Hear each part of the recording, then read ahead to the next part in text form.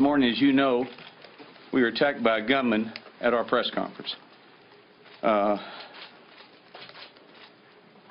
There will be those who will talk about what's wrong with America, but in this case, Officers Griner and Bailey, we saw what's right with America. We saw two people risk their lives to save the lives of others. We saw courage in the face of death. And we saw examples of why all Americans should be grateful every day for law enforcement officers around this country. There could have easily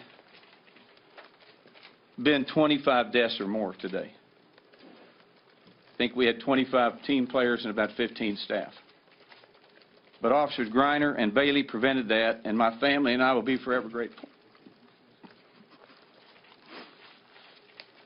The thin blue line held today. And law enforcement officers everywhere should be proud. And Americans everywhere should be thankful that this is still the kind of country that still produces these kinds of heroes.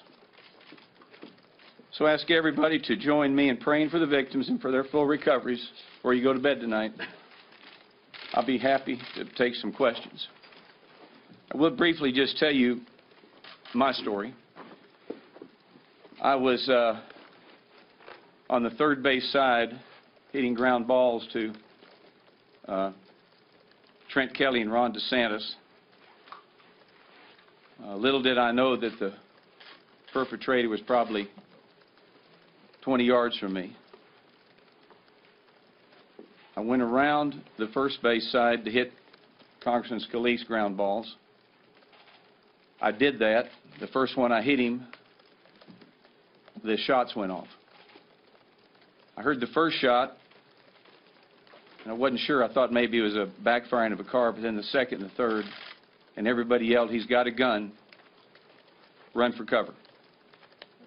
And that's what I did, and fortunately I was on the first base side, and just emotions take over. I ran to the first base dugout, which is in the ground about 7 feet, and I literally dove into that dugout. It'd be like diving, I guess, into a swimming pool with no water. But I did, and in there were some of my other colleagues. Zach Barth, who works for me, was shot while he was retrieving balls in the outfield.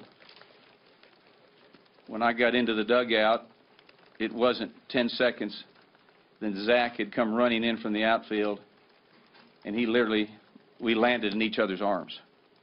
He held me, I held him. Jeff Flake took his belt off and made a tourniquet around Zach's leg to stop the bleeding.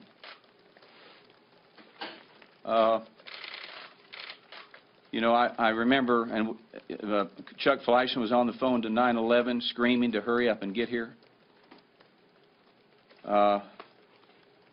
Jack Barton, Joe's son, was in the dugout with us, and we were all taking care of him. Just trying to take care of each other. There was a lot of heroes today among my friends. It's something I will not forget.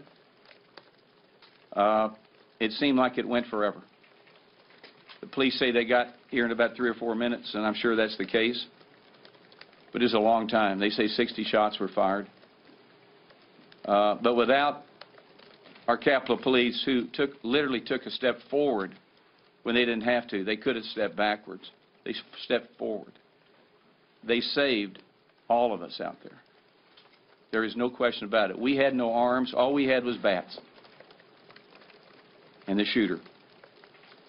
But I'm praying for Whip Scalise, the policeman, Micah, and then my young man that works for us in our office, Zach, who will be fine.